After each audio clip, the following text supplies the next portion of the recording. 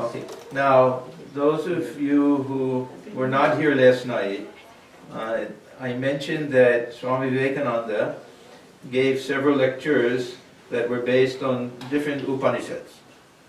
Last night we spoke about the Brihadaranya Upanishad, and generally he didn't specify or even mention that he was talking about a particular Upanishad, because these lectures were given mostly in England and New York, and in different places in the United States, but those two places mainly. And his audience wasn't very familiar with any of this. It wouldn't have meant too much to them. But if we go through these lectures carefully, we can see some of them, he went really verse by verse through the whole thing. And others, he would take a specific theme or different portions. The large Upanishads, of course, he just would take different sections. Last night we spoke about the Yajnavalkya and Maitreyi dialogue. Now, this talk covering everything with God, this is based on one of Swamiji's lectures in part, but that lecture was also based on the first verse of the Isha Upanishad. The Isha Upanishad is one of the shortest Upanishads. It's one of the most important ones. In this particular verse, in fact, it's the first half of this verse that forms the basis for Swamiji's lecture. I think it's called Covering Everything with God, or everything like that. You can find it easily in the complete works in Jnana Yoga. So there's some very beautiful ideas, very practical ideas. This main teaching is a little bit counterintuitive. That means when we first hear it, it sounds like the exact opposite of what we would expect. But there's a certain genius to it when we analyze it. So we'll go through that this morning. Let me read this first verse from the Isha Upanishad. This Isha Vasyam Idam Sarvam Yatkincha Jagatyam Jagat Tena Tyaktena Bhunjita Magridha Kashyaswid Dhanam. Whatever exists in this changing universe is to be covered by the Lord. Then the second verse, second line, which we won't really go into today, says, enjoy the world by virtue of what has been renounced. Do not covet anyone's wealth. And there are some slight variations in the interpretation. This last part, do not covet anyone's wealth. Some people will say it means do not covet, because to whom does wealth belong?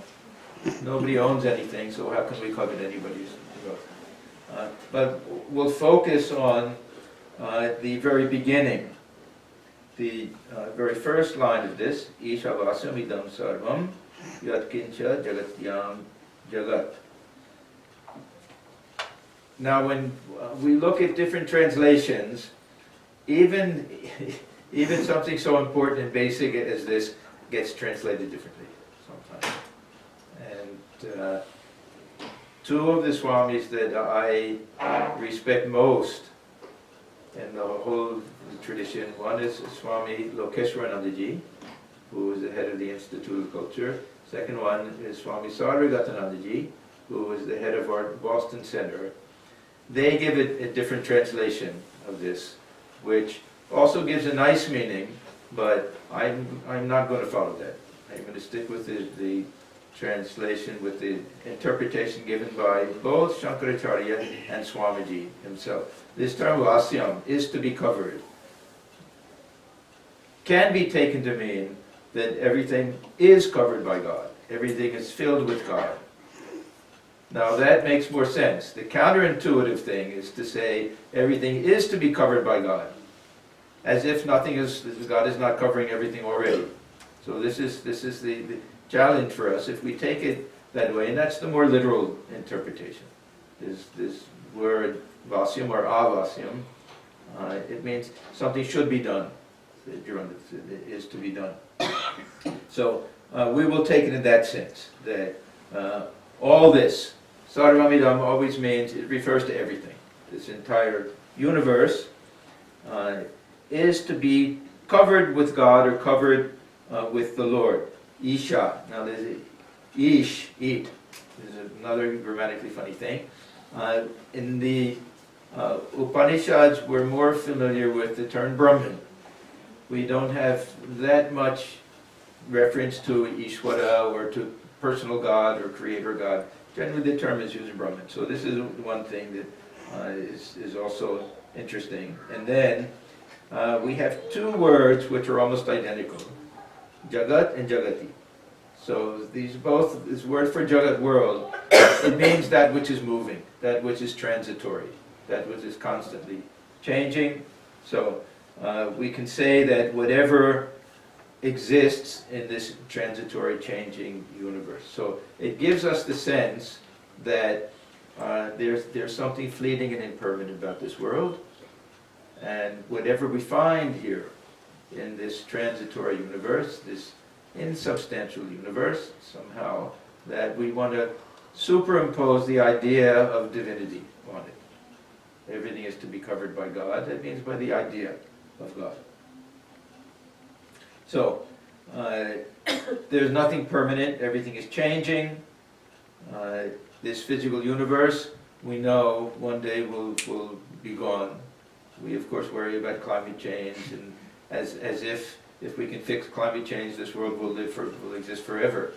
Nothing will exist forever. One day it'll be gone. It'll get too close to the sun. Who knows what will happen? Something will happen. And of course the theory that we have in throughout the whole Vedantic tradition is one of cycles. That it'll simply go into an unmanifest period, and then it will be re-manifest like that. It will keep going this kind of wave, unmanifest, manifest, unmanifest. But everything is ephemeral. That there's nothing that we can hold on to, that we can cling to. Even if we think of this universe in terms of time, not physical space, because some things last a long time. But day to day, what existed yesterday exists only in our memory, if we have it. Everything gets swallowed up by time. So there's constantly changing. There's no permanence from that point of view. Even something that is not changing before our very eyes, the experience of it is gone. We have it 1 minute, and then it recedes it. So this time is swallowing up everything. One of the great themes of this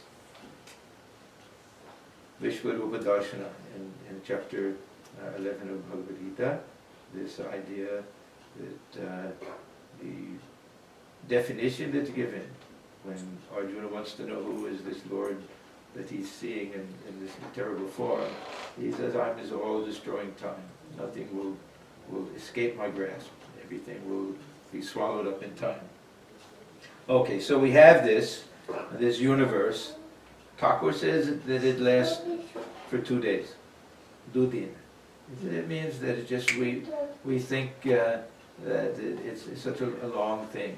When we look back on the past and ask ourselves, how long did it take? How long did it take for us to get to this present stage? The past 20 years. How long did the past 20 years take? Like that. Right? The whole lifetime we look back, where did it go? Right? Okay. So this is that feeling that we get just from the language use. Jagatyam, Jagat, this universe is this very fleeting thing. So what is the solution? We cover it with some idea of permanence. So this is that idea, vasyam or avasyam, and it's the type of it's the word that means as if we wrap ourselves in a shawl. It's cold at night and we want to cover ourselves. So literally we can wrap ourselves that way. So already we see the language is interesting. This is Isha instead of Brahman that we have, or Ish, and then this idea of the transitory nature of the world. The usage of terms in Vedanta is very interesting because we have this idea that they all refer to the same ultimate reality. So the denotation is the same, what we're denoting by it. The connotation is different. Each will carry a slightly different meaning that way. So when we talk about Brahman and we talk about Ishvara, they're not two separate entities. They're seen from different points of view, or they're seen in different contexts, or they're seen with different functions. So this is what Sri Ramakrishna used to say. It's like a snake, if it's coiled up and unmoving, this is what he calls a Brahman. When it starts wriggling and moving, then this is the Ishvara. This is or mother person. When we see it without any attributes, then the Nirguna is Brahman. When we see it with this power to create, then this is our Ishvara. Where Sri Ramakrishna says, if we add this Shakti to it, then it's mother, then it's Kali. Swamiji, didn't accept this Mother Kali business in the very beginning. In fact, he says in one place, I used to hate this Mother Kali. I hated this idea. And then Thakur would say to him, but don't you understand that what you call Brahman, I call Kali. There's nothing different. Only with the Kali we accept this idea of Shakti, that power of Brahman is always associated. Only sometimes it's active and sometimes it's dormant. That's the only distinction. When it's not active, we say Brahman. Now, when we get to later literature, devotional literature, we end up with this term Bhagavan. Ishvara is the creator, but in the context of Vedanta, still not really personal. It's more this power to project this universe. It's not so much that, although we have, I mentioned this night, this allegorical idea that Brahman thinks, may I become any, it's some type of individual thinking that way. That's not to be taken too literally. It's almost as if we think of someone who's sleeping, and this dream emerges out of that consciousness. That we never, the sleeping individual never decides, let me create this dream world, let it be this way, let it be that way. It just emerges out of the subconscious, right? So out of this storehouse, this cosmic mind of Brahman, who is some people who connect with the Veda itself, then this whole universe can be projected. And not really a personal God deciding to do it and having a plan like that. That we get in later devotional literature, Bhagavan.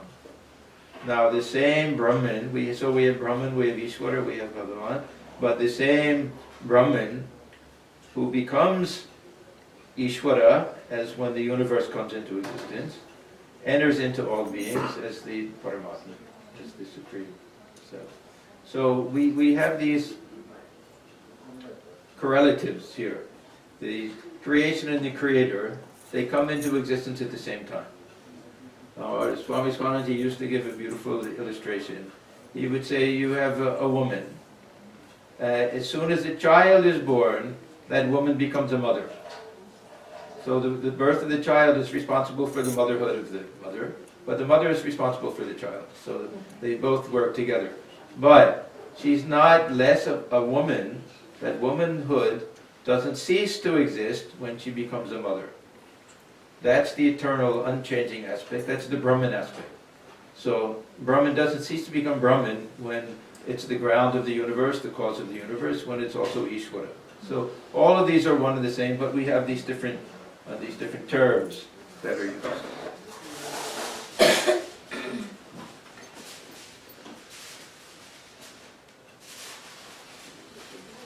Normally we don't talk about any of our pre-monastic things, but there was reference to this text that I worked on. This is called the Tattva Sandarbha. It's a very interesting text. It was written by a disciple of Chaitanya Dev named Jiva Goswami, and he wrote 6 different chapters, you can say, or volumes of this one great work. This is called Shat Sandarbha. So the 6 things. The first one is called Tattva Sandarbha.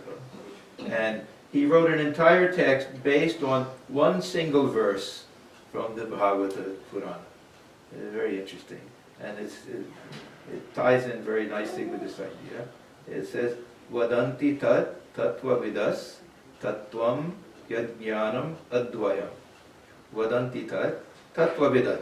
So the knowers of truth, tattva vids, they vadanti tat. They call this advayam, jnana.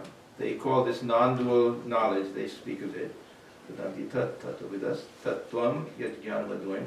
Brahma iti brahmeti paramatmeti bhagavan iti shabdyate. So the same non-dual ultimate consciousness, Brahman.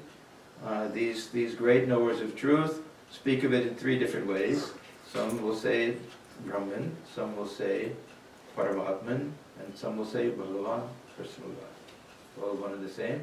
One of Sri Ramakrishna's favorite teachings also, that the impersonal absolute reality and the personal God are one and the same. They belong to the same reality. The formless and God with form, Saguna and Nirguna, they all belong to the same ultimate reality. Okay, now let's get back to this idea that everything is to be covered by God. Now I said in the beginning that there's something counterintuitive, there's something odd about this. Now the reason there's something odd about this is that the Upanishads teach that Sarvam Kalvidam Brahma, that everything is actually Brahman itself. Everything is already divine, that what we're seeing is an appearance or a manifestation. From a little bit of a negative point of view, we can say that this Brahman is hidden by Maya. Because of Maya we don't see the real nature of it. Or we can say that this Brahman is trying to shine through all of this, that it's the ground of it. Or this is Brahman appearing through time, space, and causation as this visible universe. All different ways of expressing it, but the basic idea is that this universe is not just a combination of material elements. That it comes from Brahman, it's grounded in Brahman, it's ultimately reducible to Brahman. So it's divine in nature. What we're seeing, Swamiji says, we're seeing nothing but Brahman. We've been seeing Brahman our whole lives, only we don't know it. We think we're seeing something external, some universe. So this is the truth that is portrayed and taught to us in the Upanishads. Now, if this is true, that maybe there's a thin veil of Maya preventing us from seeing all of this as divine, what an odd piece of advice that we're given. What a strange teaching that says that we should cover it with something, as if, say, the beloved comes to us wearing a mask, and we don't recognize the beloved, and somebody says, no, this is your sweetheart. And somebody says, well, what you should do is get another mask that looks like your beloved, and put it on the beloved, and then it'll look like the beloved. It's very odd advice. Right? Somebody else would say, well, no, just remove the mask, and then you'll see, right? Remove this veil of Maya, and then we'll see that reality underneath. Now, it sounds sensible, but how practical is it? We can say we have different illustrations. Thakur gives the illustration. There's a pond that's covered with algae and scum and things like that. And all we have to do is push it aside, and then we can see the clear water. We're trying to get beneath the surface of things, but we never get beneath the surface of things. Whatever we peel off one layer, and again surface is there. How to get to the thing in itself. In the language of Western philosophy, the thing in itself is always unknown. That we only see the surface of things. Suppose we have a table and it's covered with paint, and we want to get down to the raw wood so we can stain it, make it look nice and everything. Now we can remove the surface paint and everything, but still we're left with another surface.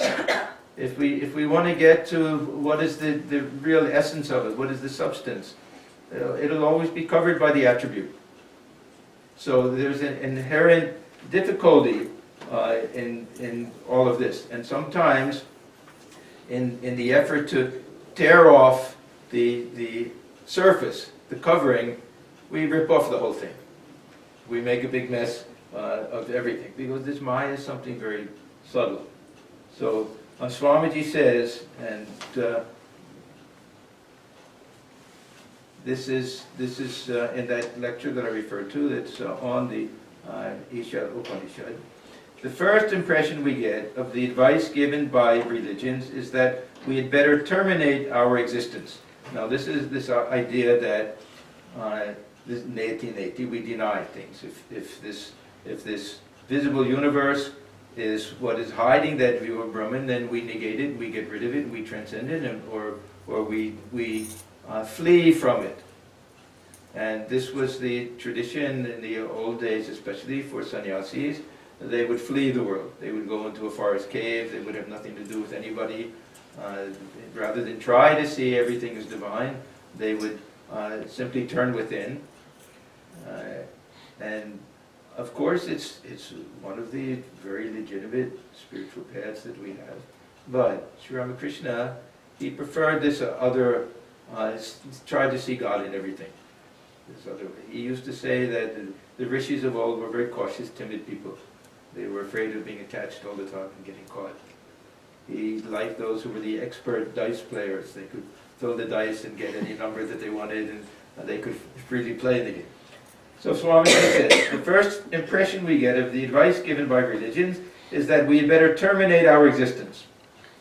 To the question how to cure the evils of life, the answer apparently is to give up life. It reminds one of the old story. A mosquito settled on the head of a man, and a friend, wishing to kill the mosquito, gave it such a blow that he killed both man and mosquito. You know this expression, throwing out the baby with the bathwater. Have you ever heard that expression? Yes. Yeah. There's a story behind it, that in the very old days, pioneer days, when there would be just one big tub and they would fill it with water, and the husband would take a bath, and then he would get out, and then the wife, and then finally the kids, and then the last would be the baby. At that time it was so murky and dark and dirty, because they didn't change the water like that they could easily forget the baby was there, and then when they went to throw out the bath water, which they have to do, they're throwing out the... So it means getting rid of the valuable thing in the midst of getting rid of the thing which is not valuable. So this is the fear that in trying to get rid of Maya, we get rid of Brahman itself also. Suppose that we look at this illustration of the snake and the rope. And we're told that the snake is unreal. That all we have to do to realize the true nature, which is the rope, is to somehow get rid of the snake. So if we go up and we take a knife and we cut that snake in half, what have we done? We've ruined a good piece of rope. We also cut the rope that way. So this is that very tricky, subtle thing, the difficulty of just saying that, yes, Brahman is underlying this phenomenal universe, we'll strip it away somehow. It's not so simple. So this is that other technique, we can say, a very brilliant technique, that will somehow cover it, and this covering itself will dissolve this veil of Maya. This is the key. It's not that we're simply leaving this second mask over the first mask. It will have the ability to somehow let us penetrate and transcend all of it and get to that ultimate reality. Shankaracharya gives a very nice example of this. He talks about sandalwood. If you take sandalwood, it's very fragrant sandalwood, say we have a sandalwood mala, like that, and if we leave it in water, then it loses its fragrance. Yeah. Yes, this is a fact. I once, very foolishly, I bought a mala made of sandalwood. I was in Benares, and I went, I thought, I'll dip it in a Ganga to sanctify it. And I did. Afterwards, the fragrance was gone.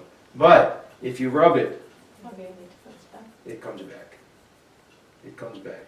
So he says this covering everything, what we're really doing is we're not simply superimposing something foreign, our own idea of God, but it's like rubbing it, we're allowing the real nature to somehow percolate to the surface that way. So it's a very nice idea. In fact, this term, this vasyam, it comes from a root which can also mean to make things fragrant. Yes, to perfume things. So for him, covering everything with the Lord means infusing everything with this thought of God, which already represents the true nature of things. And that somehow this will dispel the ignorance, and it'll come to the surface that way. I want to read again from Swamiji's lecture, God and Everything. This is the actual title of it. We have to cover everything with the Lord Himself, not by a false sort of optimism, not by blinding our eyes to the evil, but by really seeing God in everything. Thus, we have to give up the world, and when the world is given up, what remains? God. What is meant? You can have your wife. It does not mean that you are to abandon her, but you are to see God in the wife. So when he says give up the world, it means we have to get rid of this false conception that we have. Give up your children? What does that mean? To turn them out of doors, as some human brutes do in every country? Certainly not.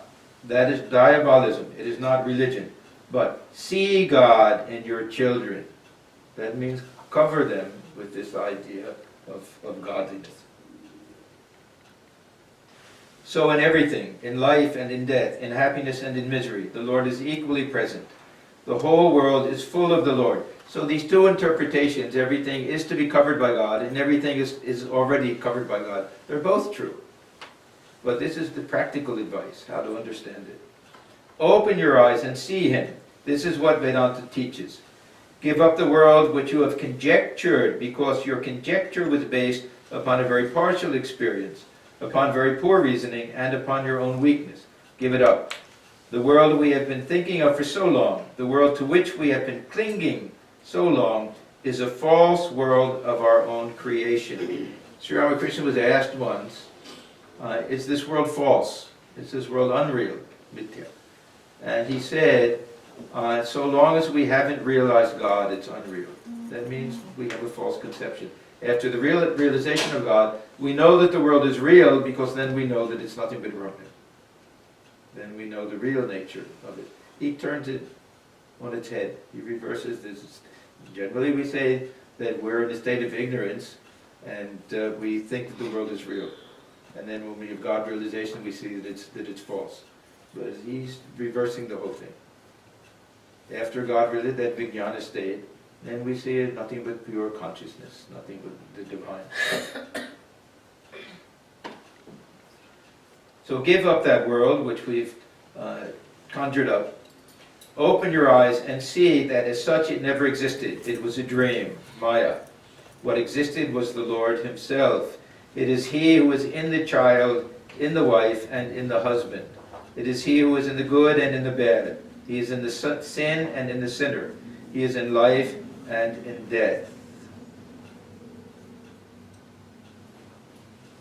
So we're trying to see it, but this idea of covering, we can take this in an even more literal sense. This idea of really trying to actually cover something. And this turns out to be one of the great teachings of Sri Ramakrishna. He uses this term, aropkara. Aropkara. Now this aropa or adhyaropa in Vedanta has a very negative connotation. That this is what we do when we superimpose qualities on something that don't belong to it. It's a very technical term, and it's very important in Advaita Vedanta that when we falsely identify one thing which belongs to something else. This is called an upadhi, and we have nice illustrations. If we take a crystal and we put a red rose behind it, the redness which belongs to the rose will appear to belong to the crystal, as if that redness enters into it and is now one of the qualities of that crystal. But if we remove the rose, if the redness had really entered into it, we can get rid of the rose, the crystal will still be red. But it's not. It never loses, right? It won't change. It's not. It won't change the color of it. If you put it behind a glass of water, the water will look like the water's turned red. Yeah. Right. But it's not like you dropped red dye in the water, then it's red. It's really changing. So there's no change that's taking place at all. only the appearance of it. Now this is used to explain how this pure consciousness, which is never affected, which never has any attributes of the individual, appears to have the attributes of the mind and the personality, so that we say, when we use this term I, we're referring to ourselves as separate individuals. We identify the higher self with the lower self. When the attributes only belong to mind, the attributes of whether good qualities or bad qualities, whether we're very nice, kind, good people, or whether we're mean, nasty people, these belong to the mind itself. They don't belong to the self, capital S, self. But we falsely identify them. And this leads to a state of bondage. Now, Sri Ramakrishna takes this concept and turns it into something very, very positive. In fact, he says we have to do it. We have to, there's two things. One is that we have to take refuge in a particular attitude and relationship. And we have, especially in the Vaishnava tradition, this is very, very important, we have these Conceptualizing, these 5 different relationships, really four. The Shanta Bhava, this attitude of calmness and everything is not much referred to there, given lip service a little bit. But the others, we form a relationship with God as the master and servant. We feel that God is the master, we're the servant. Or the mother to the child, or the friend to the friend, or the lover to the beloved. And what we do is we superimpose on ourselves the mindset and the attitude and the ideal of the worshipper. So we're doing two things. We're superimposing on God one particular type of form. Suppose we like to think of God as a baby Gopala. So we're taking this infinite supreme Brahman and we're superimposing on that this idea of child, helpless little child. We're taking on ourselves, we're superimposing this idea of the mother of God. And because of that, we have a relationship, and we have something tangible and something to allow devotion to grow. So this is this aropa, this idea of covering exactly what we have in this Upanishad. We're covering ourselves and the world and God and everything with a particular idea, which will turn out to be very helpful to us in our spiritual practice. And Sri Ramakrishna did this in a very, very literal way. When he wanted to worship Rama, the first thing that he did had nothing to do with Rama, had everything to do with Hanuman.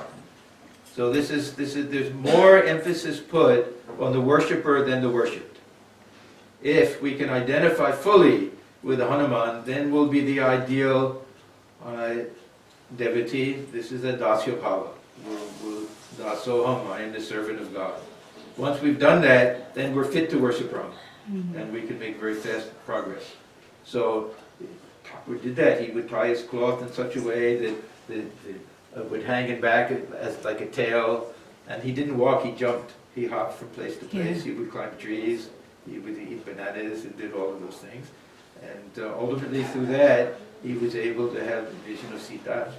And then when the baby Ramlala came, he was so this is that process of superimposition in a very positive way that we can use to cover everything with God. So this is the practical way. How was our time? Running out of time. What time did we stop? 1 o'clock. 1 o'clock. Oh, a lot of time. Okay. So, what I would like to do, I'd like to get to the very practical aspect of all of this. So far, it's been mostly theoretical. And I want to talk about 4 different areas where we can utilize this technique. And the first will be superimposing on this ultimate reality Brahman, right? Has no attributes. It has no form. It has nothing. So the problem is, how do we access it? How do we think about it? How do we meditate upon it? We can also superimpose some type of form. We superimpose the idea of the Lord, that means Ishvara, on Brahman itself. Okay, so this is number one. Then, this universe. What do we superimpose on this universe to make us feel that, yes, this is not just some external physical combination of atoms and molecules and things, but there's divinity there. How do we do that? What type of superimposition do we do? Then, our own self, which we identify with this physical body, which we identify with the time and place of birth, which we identify with our biological family, or all of these things. How do we superimpose a new idea on that, which cuts this other type of identification, which represents bondage and ignorance? So this will be the third. And then all other living beings, whom we also see is identified with the physical body of each and every one. What do we superimpose on them so that we really have this idea, I'm looking at God Himself dwelling in all of these different forms. Okay, so I want to go through these one by one. And if anybody has any questions, or there'll be time afterwards also, but you can questions or comments or anything, you can break in at any time.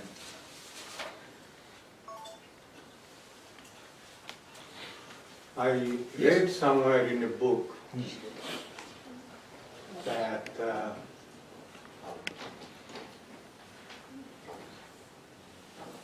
where everything stops, Vedanta takes over.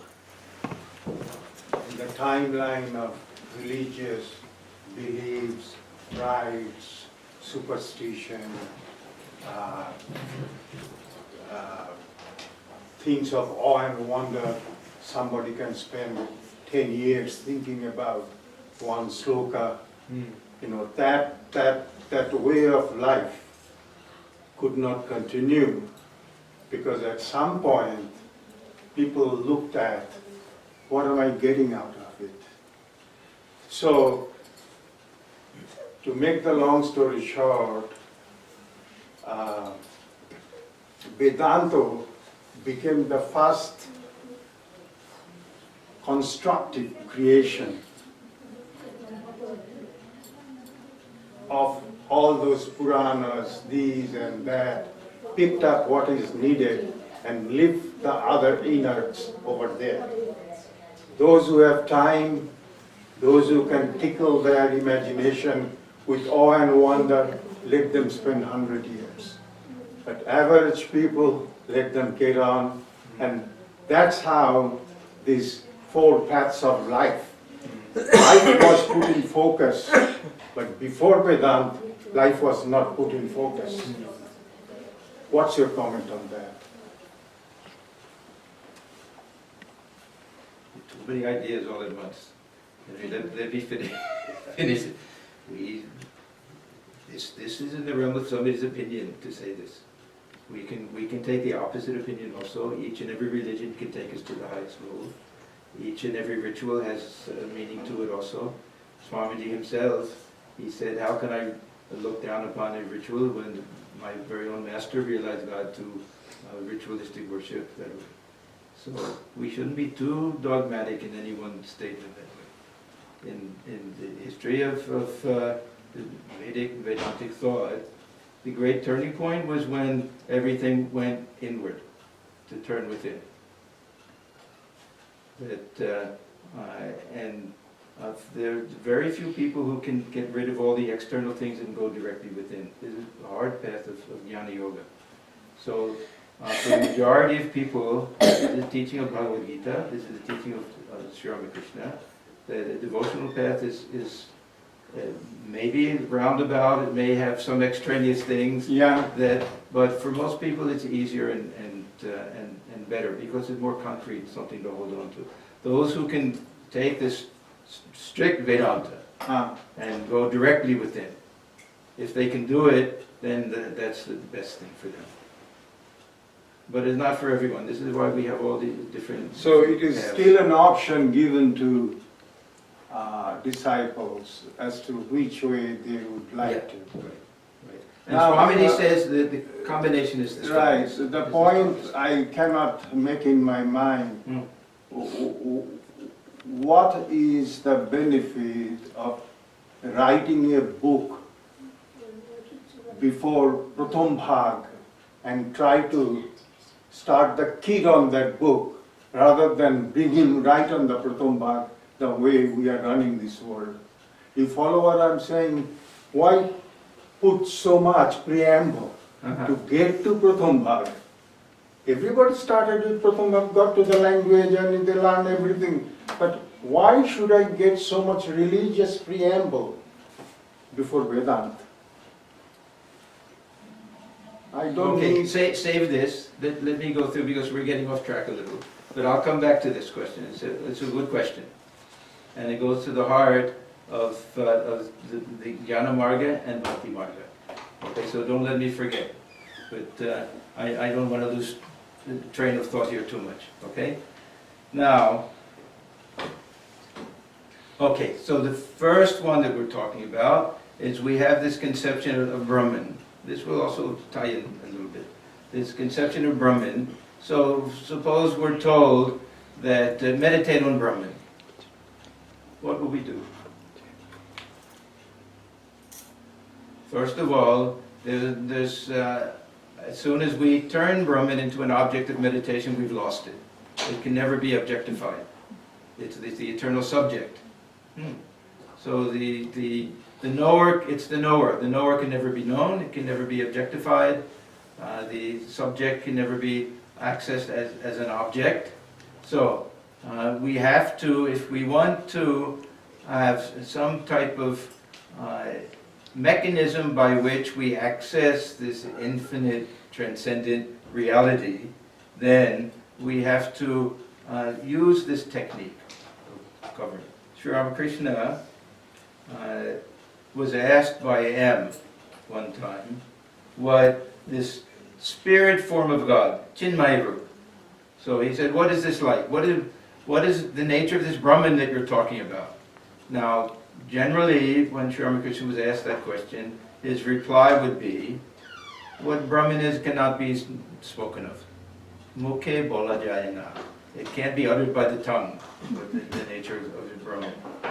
But this particular time, he said, it is like water. And then he said, one understands all this through spiritual practice. Now, if we look at all of the illustrations that Thakur gives, so many of them involve water. And I'll just mention a few things. He talks about in the very cold areas that the temperature gets so low that the water can form into blocks of ice. And because it can form into blocks of ice, we can see a certain shape to it. Now, that shape is not essential for water, but it allows us to access it. And it's not permanent. It's not the indispensable element of it, because when the sun of knowledge rises, it melts back into the ocean. So he says that the devotee has this power of devotion, is like this him shakti, he says, this power, this cooling power, that we can take this infinite Brahman and have it form into the particular aspect of God that we like. This is the whole theory of Ishta Devata. That when we worship the Ishta Devata, it is nothing but this pure, formless reality taking the form that we wish to see, which and the form is not the essential part, but because it has form, we can access it. Now, another illustration that Swamiji likes is, suppose we want to take water out of a pond, and we have to have a container. Now, the nature of water is that two things. One, it has no shape of its own. The other is it takes the shape of whatever container it's put in. So, if we think about it, no matter where we find water, even in the ocean, it has form. it'll take the shape of the ocean bed, right? It'll take that particular form. We never find it in nature in its formless state. So it's not 100% formless, but it doesn't have its own form. It borrows the form of whatever it's in, that way. So Swamiji says that whatever we take a bucket, we take a pitcher, anything like that, the water will take that particular shape.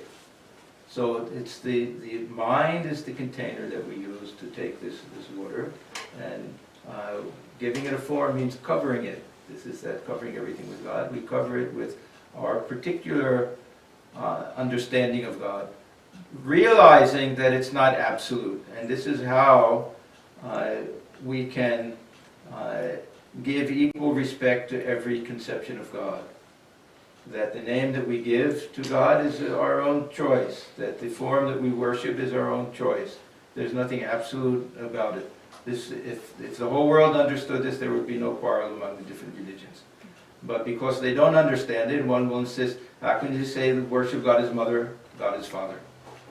But Vedanta will say that God is neither mother nor father, but you have every right and freedom to like to think of God as mother, or like to think of God as father, and the truth of it is the water. The truth is not the form and the shape. That can change as the conception changes that way. So this is a second idea. Then water also, it can take a color, it can take a flavor. We can take water, we can squeeze a little lemon into it, we can add a little salt, a little sugar, and we have a very nice drink that we can enjoy. What are we getting? What's the benefit of it? We're drinking the water. Suppose we have a child that doesn't like milk, but if we add a little chocolate to it, we turn it into chocolate milk, they'll get the benefit of the milk by drinking it. So we're adding something which may not be the essential ingredient, but which allows us to access the essential ingredient. So this is what we do when we take this formless reality and we cover it with a certain type of form. We personalize it. We can give even this personality. We can superimpose. We can think of this idea of motherhood. We can think of this idea of love and compassion and sweetness and all of that. Now, it doesn't mean that the idea of personal God is just our own imagination. Because God dwells within the heart, we can feel that divine presence, we can feel that is the source of love, this Ananda aspect of Brahman. So there is a certain reality to it, but the particulars of it are our own type of superimposition. So we cover it with this idea of intimacy. We think of God as our own child, as our own friend, as our own beloved. We can even add a certain type of clothing. So we can really get to this very Puranic idea. We can worship God in the clothing of Shiva, of Durga, of Krishna, Rama, any of these different things. What we're doing is allowing us to access that which otherwise we can't access. There was a science fiction story that was written, I think, H.G. Wells, called The Invisible Man. They made a movie out of it also. This man was invisible. He couldn't be seen. If he took all of his clothes off, it would be like there's nobody there. But he could put his pants on or his coat on, and it would take the certain form. So he used to put a bandage on his face. So people would think that, oh, maybe he was a burn victim or something. He could put a hat on. So you could see the form and the shape and everything, but if you took everything off, invisible. So this is a little bit of what we're trying to do. We're putting clothes on that which is the invisible man, this Brahman, which is beyond the access of the senses, recognizing our own deficiencies, our own weaknesses, our own inability to make the mind perfectly still and perfectly quiet. Otherwise, we can dive into the water. We don't have to access it with something else. We remember that incident Sri Ramakrishna said to Swamiji, Narendra, at that time, suppose that there's a bowl of syrup, and you're a fly, and you want to drink that syrup, what will you do? And he said, well, I'll land on the rim, and I'll lean over and I'll drink the syrup. And he said, why? And he said, well, otherwise, if not, I'll fall in and I'll die there. And then Sri Ramakrishna said, no, my child, this is the nectar of immortality. No one dies. If they go into that, they become immortal. But if we can do it, then this is what you're saying, then we don't bother with any of these containers. If we can simply dive into it, become one with that ocean. But very few people can do that. It's very difficult to do it. This is that other path that we have. Okay, so this is number one, type of covering even this idea of Brahman, or this reality of Brahman, to make it accessible to us. Now the universe. We're told that this universe is nothing but Brahman, seen through this veil of Maya, or covered with name and form, seen through this prism of time, space, and causation. That the Maya is not allowing us to see this world as it really is, which is pure consciousness, but making us take it at face value, thinking of it in a very materialistic way, that it's just a combination of different atomic elements and however we understand it. And we have a whole Sankhya system and other dualistic philosophies which accept it that way. That they'll say, yes, we can take this universe back to the three gunas, or to, sometimes Swamiji says, prana and akasha. We can take everything back down to matter and energy. Explain the whole universe in terms of matter and energy. But how do we explain matter and energy? Where did they come from? There has to be a ground for them also. So even for that, we have to posit some transcendent ultimate reality which has no cause of its own. Even Einstein, such a great scientist, said that no matter how much we understand about this phenomenal universe, we'll still have to admit our helplessness in knowing what that ultimate ground is. He wasn't much of a religious person in terms of personal God, but he was highly mystical in terms of understanding that there's something else beyond the senses, beyond the ability of science to reach. So, what we can do, we want to cover this universe with this idea of divinity, to somehow deify it, to create the sense of the sacred in it. Now, one thing we can do, we can easily, when we see the beauty of nature, we see a beautiful waterfall or a sunset or something, we can feel this is the handiwork of God, that even from a dualistic point of view, that we see the beauty of the creation and we think of the Creator. Now, another way is that we create certain sacred spaces, which is what we do here, which is what we try to do in a home. That if we're incapable of seeing everything as divine, at least we create one area which, as soon as we enter, we feel that there's something divine, something sacred about it. This is the advantage of having a shrine. This is the reason why we have temples and churches, why very often there'll be steeples and domes that go very high, and there'll be big ceilings to give this feeling of the infinite. They're all sacred architecture is meant to give us this feeling of the infinite, of something to carry the mind to a higher type of level. We can go on pilgrimage. If we go to these places, sacred places, we can really feel that we're not standing on just ordinary ground. Sri Ramakrishna, we're so fortunate that he had these direct experiences, that we know these things were real.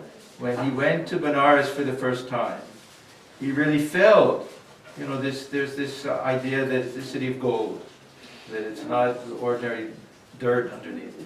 He really felt that he was on this sacred ground to such an extent that just to answer the calls of nature, he had to go outside the city limits, go on the other side of the river. It didn't last the whole time he was there, but this was his experience that way. He saw that the whole thing was made of gold. Now suppose we go to Dakshineswar, we go to Sri Ramakrishna's room and sit in his room. How many people have done that? Been to Thakur's room? Yeah. You feel like you're not in this earthly space, that you've gone to some other realm. This is great devotees of Krishna. They go to Vrindavan and they feel that they're not standing on this earth, that they've entered into a sacred space, that they're somehow a Nitya Vrindavan, an eternal Vrindavan, and the one on earth is just kind of a earthly replica of that. So we can go to these holy places also and feel that there's some special divinity manifest in a very tangible way. That way we can gradually extend it to everywhere. Then with the use of the imagination, we can really feel that everything is part of this body of God. We have this idea, this very ancient idea, Purusha Suktam and everything. We look at the sun and the moon, and what do we see? The two eyes of God. The whole earth is the body of God. It's a very poetic way of looking at this whole thing. I had a very wonderful experience when I went on pilgrimage to Kedarnath. One of the stops is a place called Rudra Prayag. And this is, all of these prayags is the confluence of different tributaries of the Ganges. By the time we reached there, it was nighttime, and it was dark, and there was load shedding, there was no light. Somehow we went down. You have to climb down many, I think, 7 different sets of the stairs to the ghat there, and you're supposed to bathe at all of these prayag places. So we got there, and when you're there and you look up and you see the Himalayas covered with the white snow on top, and you can see the Ganges flowing down, the rivers there, and it just so happened that it was the phase of the moon. It was just a little crescent moon, and the crescent moon was just resting on the top of the mountain, just by chance. It was a fantastic type of thing. And in a flash it came to me that this is the vision that the rishis had when they came up with this conception of Shiva. Shiva has a crescent moon in his hair, right? Ganges flows down. He's covered with white ashes. That's the snow from the Himalayas. Huh? So this is that conception of Virat, that this visible universe is the body of Shiva. Thakur had that vision also. When he was plucking flowers, he said, how do I pluck flowers to offer to Shiva? I see the flowers themselves. This is all Shiva. Everything is Shiva. So we have this idea that we can see everything as the body of God. Everything is the Divine Mother. There's so many different hymns, and a beautiful song by Ram Prasad, when he says that when he goes out for a walk in the town, he's walking around the town, he feels like he's making pradakshina to Mother. And when he lies down in bed, he's making sashtang pranam to the Mother. And whatever he sees Mother.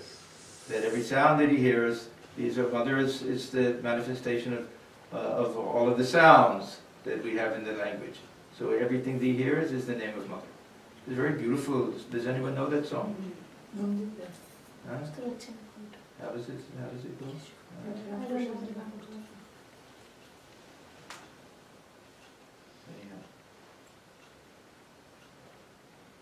So I was mentioning this Sri Ramakrishna's experience. He said, one day, while worshipping Shiva, I was about to offer a bell leaf on the head of the image, when it was revealed to me that this Virat, this universe itself, is Shiva. I mentioned all these different conceptions of God that we have. That God is the transcendent reality, that God is the ground and the source of the whole universe, then God dwells within the universe, then the other one is Virat, that God has become the universe. The whole universe is nothing but God, Virat. So we have these two terms, Swarat and Virat. Swarat, existing in his own majesty, all alone, transcendent, and Virat, existing in every possible manifestation. That way, everything is nothing but the divine. So he says, when it was revealed to me that this Virat, this universe itself, is Shiva, after that my worship of Shiva through the image came to an end. Another day I had been plucking flowers, when it was revealed to me that the flowering plants were so many bouquets, adorning the universal form of God. This is the universal form of God.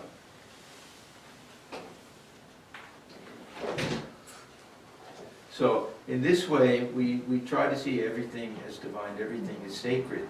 You remember Holy Mother, somebody was sweeping the floor, and they took the broom and they just tossed it aside and said, no, my child, you have to show respect even to a broom. Everything needs its own respect. You use it to clean things, and it's helpful to us and everything, almost like part of the family, part of the household. You have to show respect to everything.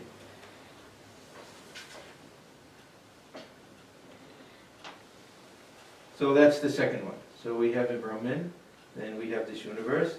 Now, ourselves. We have to cover ourselves with this idea of the divine. We have this theory of the five kosha, Panchakosha doctrine, that already were covered. This is the problem. The problem is that the self is covered by all these different seeds. We have the outermost, which Sri Ramakrishna talks about. If you think of an onion, this very dark, kind of hard type of skin there. That's this physical body. Then within that, we have the prana, we have the senses. Then within that, we have the mind. Then even deeper within, we have the intellect. Then deeper within, we have the subconscious reality. These are the five different coverings. Now, Sri Ramakrishna says that, and this is a Vedantic idea, that we peel them off. This is what we were trying to do in the beginning when we saw the difficulty. We try to peel them off. And what we do, we're trying to find the self within, that's confined to that tiny little space, the size of a thumb. But what happens when we take off that last covering there? That little space is infinite space. And this is again that false superimposition, this false identification. We take a donut and we have a hole in it. We can measure that hole. But we're not measuring the hole. There's nothing. We're measuring the distance between one side of the donut to the other side of the donut. Once we've eaten the donut, what happens to the hole of the donut? Expansion. I mentioned this once to somebody. They said, yes, this is the problem with eating donuts, expansion. But really, this is the false identification. Really, that tiny space within is infinite space. So when we peel off all of these layers, we realize that this is that Mahakasha. We have the Ghatakasha, the space within the jar, and this infinite space. When we take that donut and we move it, is the space inside, is it moving? When we take an empty jar and we move it, is the space inside moving along with the jar? If it's filled with water, the water will be moving. But this is space. The jar is moving through space. It's not that the space doesn't go anywhere. Space is actually beyond space. We think of empirical space, but if this real space is some transcendent thing. So the problem is that not only do we identify with all of these different layers, but we add other layers. What our profession is, what our ethnicity is, what our skills and our talents and all the things, all these other ego things that we have. Now we have these two different ways of doing it. We can be very intellectual and we can try to peel off layer by layer by layer, but Sri Ramakrishna says that the problem is that this ego has the tendency to keep coming back. We can get rid of it for a time. He says again, the illustration of the scum, we can move it away, but then it'll cover it over again. Or he says this Ashwatha tree, that you cut it down, and the very next day you'll see sprouts coming up again, that way. So he says, even if we eliminate this false sense of identity with the body and the mind, that it comes back very quickly. So he says, if this ego won't go, then he says, let the rascal remain as the servant of God. Takshara, he says. Dasham. And you think of yourself that I am the servant of God, let the rascal remain. If it's so hard to get rid of this false identification, then say, okay, and this sense of I wants to be there. Now we have to superimpose something else on it in order to take it from that unripe ego to this ripe ego, which will not be cause of bondage and which will actually lead us to this state of liberation. So we want to cut this identification that I'm the son of so-and-so, then I think I'm the son of the Divine Mother. If I'm the son of the Divine Mother, I'm no longer thinking in terms of biological birth. I'm no longer identified with this physical body. So that will automatically lessen that sense of identification. We're trying to give a twist and give a change, to gently nudge things in a different direction. And this is the beauty of this type of spiritual path, that we don't tear anything off. Thakur used this term, more filiedao. He would say, give it a twist in a different direction. So I have this false sense of I have this ego, I have these passions, I have desires, I have anger, I have jealousy, I have all of these things. He says if you can't get rid of them, then twist them in such a way that you utilize them and they can be helpful in spiritual life. You feel frustrated? Feel frustrated you haven't realized God. Not that you don't get to advance and raise in pay or anything like that. Use it for something positive. So take advantage of these. Increase them. One of his disciples said that he is suffering from kama, from lust. He said, really? Just increase it. What is lust but the desire to have something? Increase it, but make that desire for God your decision. That way. So this is this idea of superimposing one of these particular attitudes on ourselves. I mentioned all of these panchabhavas that we had before. And for Thakur, his favorite one, of course, is not one of the five, is superimpose on ourselves the idea of being a child and worshipping the Divine Mother. Because the others are all the Vaishnava traditions. From Shakti tradition does the same thing. We have to think of ourselves as a small child, and that means that we have to have full reliance. These are not easy things to do.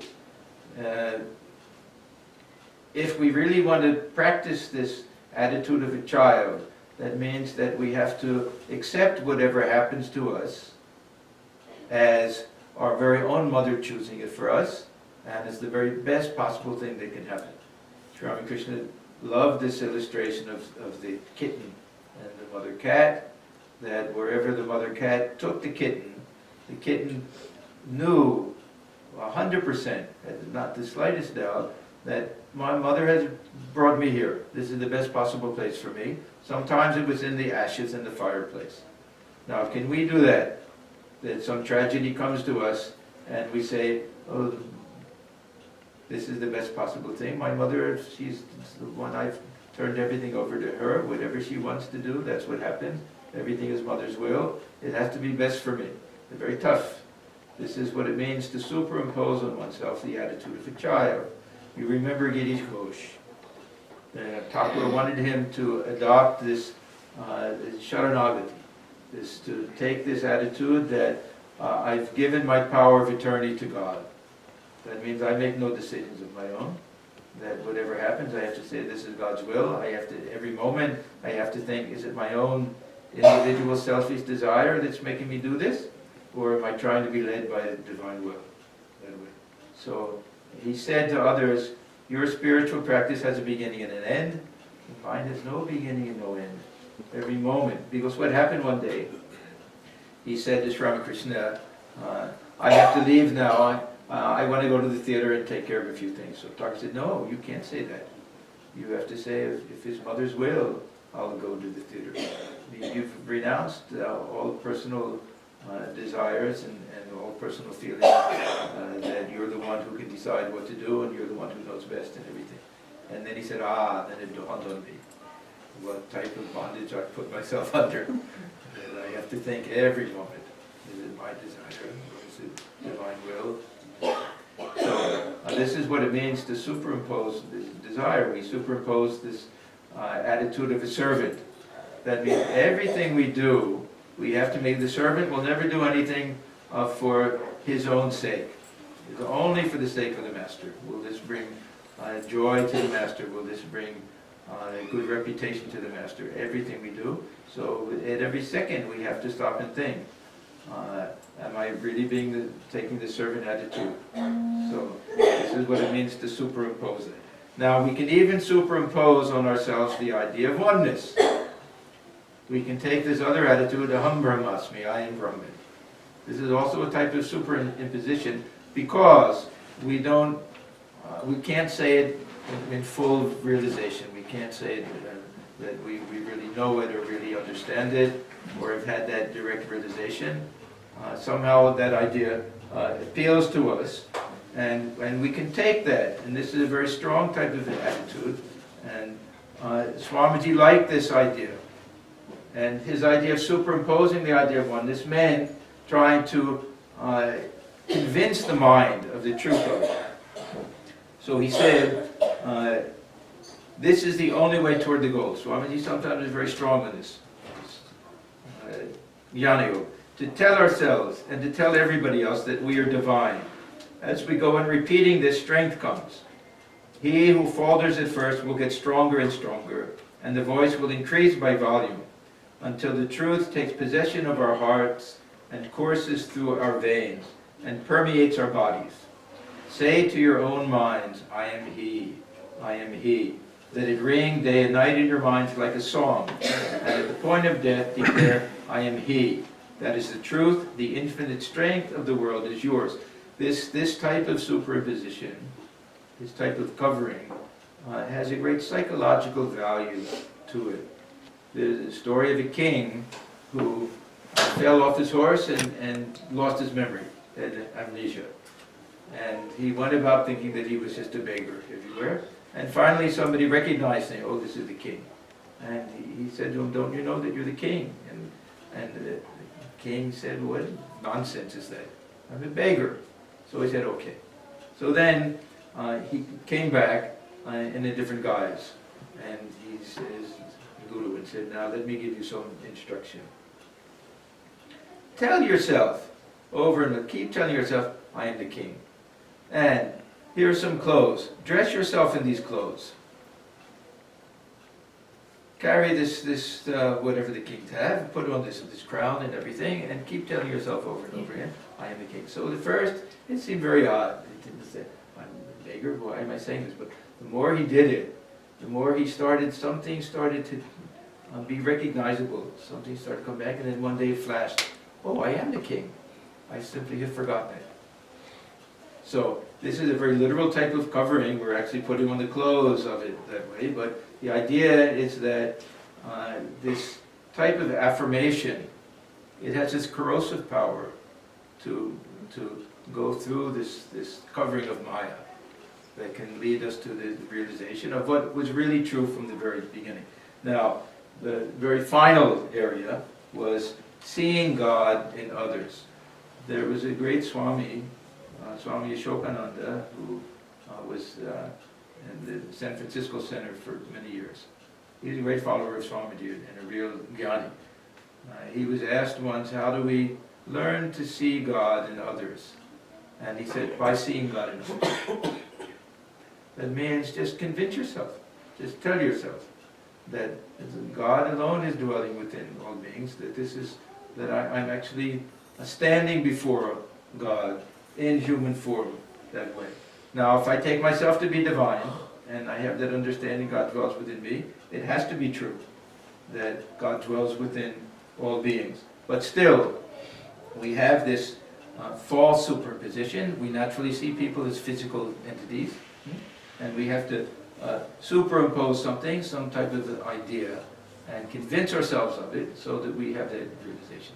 Now, one of Swamiji's great teachings was that there's a special manifestation of the divine in those who are suffering, those who are poor, those who are uneducated. He called this Daridra Narayana.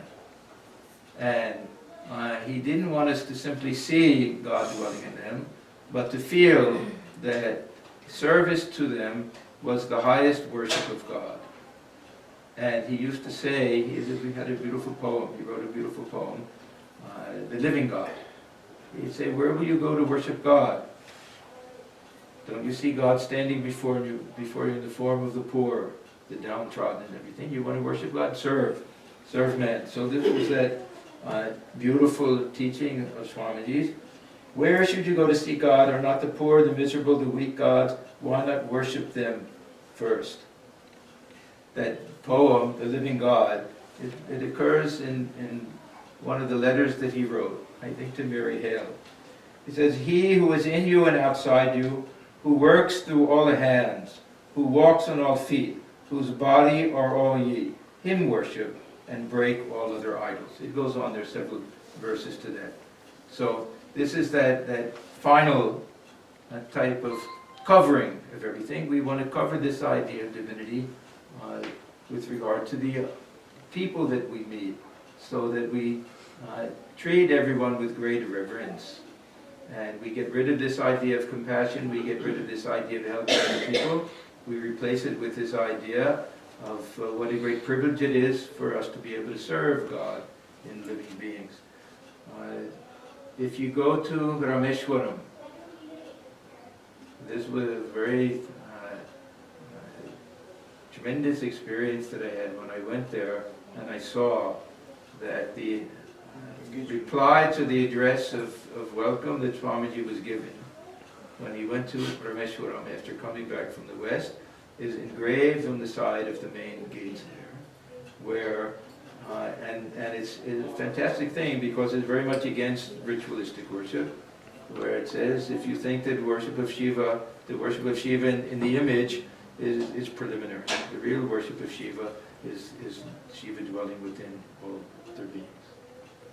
So this is that final area. All of these different ways are putting into practice this idea of covering everything with God, and by doing that, this veil of Maya itself will start to get thinner and thinner and thinner, and we'll have that ultimate realization. Now, I want to answer your question because it's a very interesting question. That we have two theories.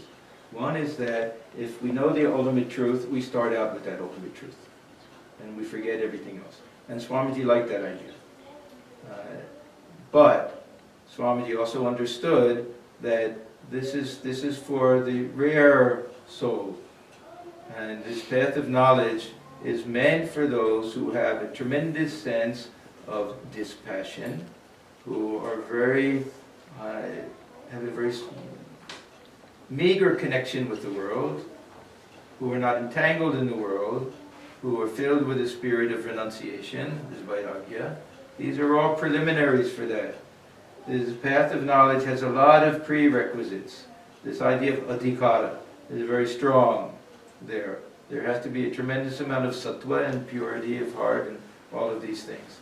Those who have a lot of attachments and identification with the body, for them to go about saying, I am he, is kind of a travesty, and it's not helpful in spirituality.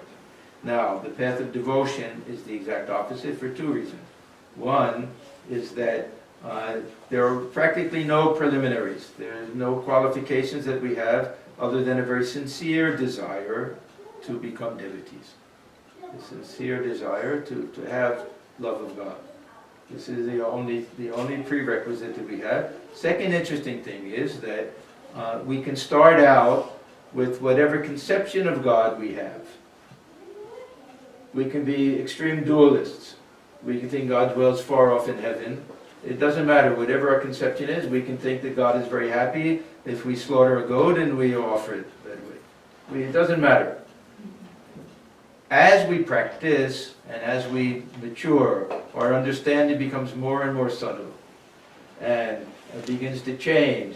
Swamiji says we all start out as dualists on the path of love, and this love acts as a kind of rope, bringing us closer and closer and closer. until that God that we worship far away, we find dwelling within our own hearts. We get closer and closer, and we find out that it's our very own self. So Thakur says that the path of devotion also leads to oneness that way. And for most people it's easier. For most people we take advantage of these things. They're crutches. But until we're strong enough to walk without them, we utilize them, that's all. There's no harm in it. We shouldn't feel that we're second-class citizens and the Gyanis are the first-class citizens. Those who can do it, then very good. The best thing is to combine them.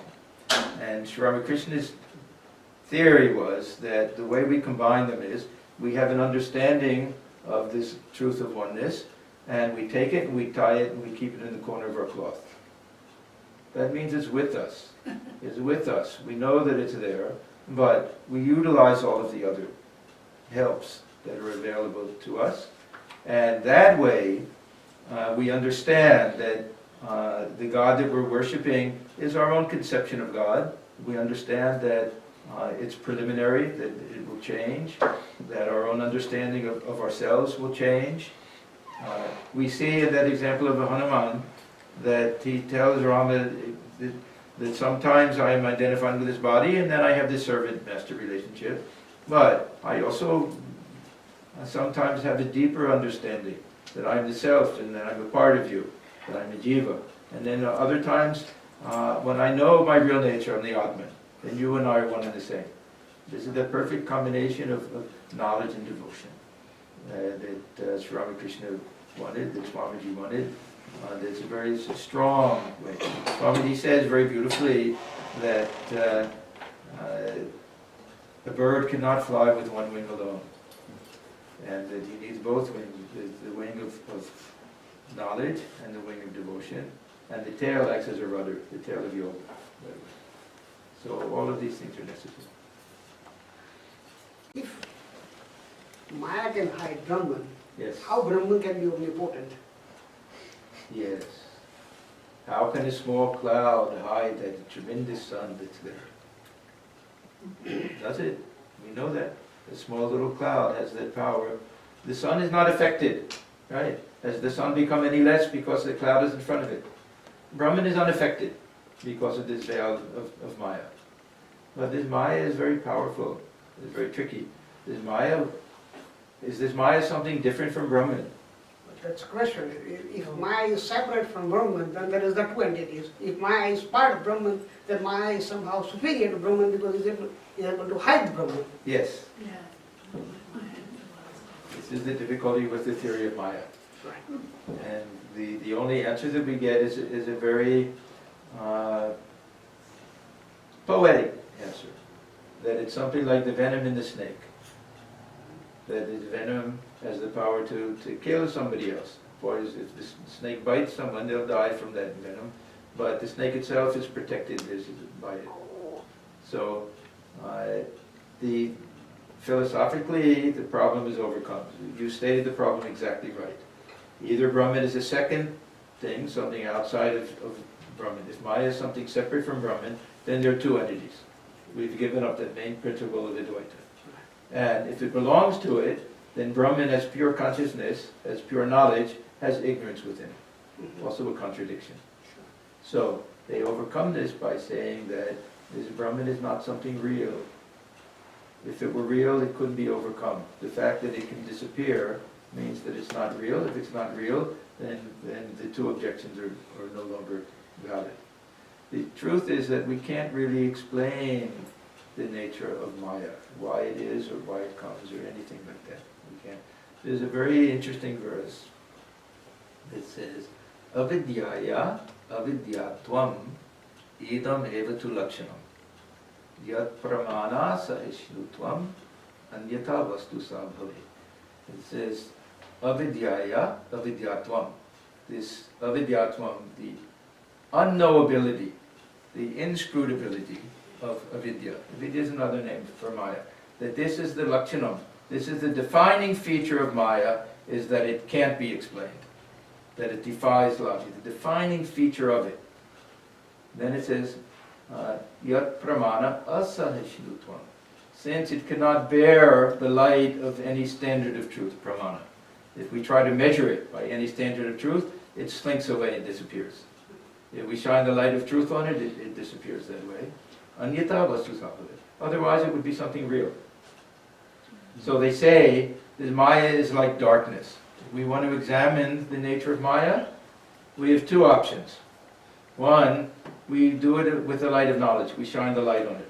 Now, can we examine darkness by shining light on it? We make it disappear. This is what we do with Maya. We make it disappear. The other is we try to analyze it in the darkness, which is what we're doing now. In the midst of ignorance, we try to analyze the nature of ignorance. We also can't do that. So, none of these are fully satisfying answers. The truth is that it's mysterious. The nature of this world is mysterious. We don't have any good answer for it. Otherwise, this is why philosophy is not enough for the world. The religion comes in. If everything could be explained logically, there wouldn't be much need for religion. But there's a certain mysteriousness to the universe, not in terms of a superstitious mystery-mongering type of thing, but something that transcends the ability of the mind to logically understand things, that the heart can understand it better than the mind.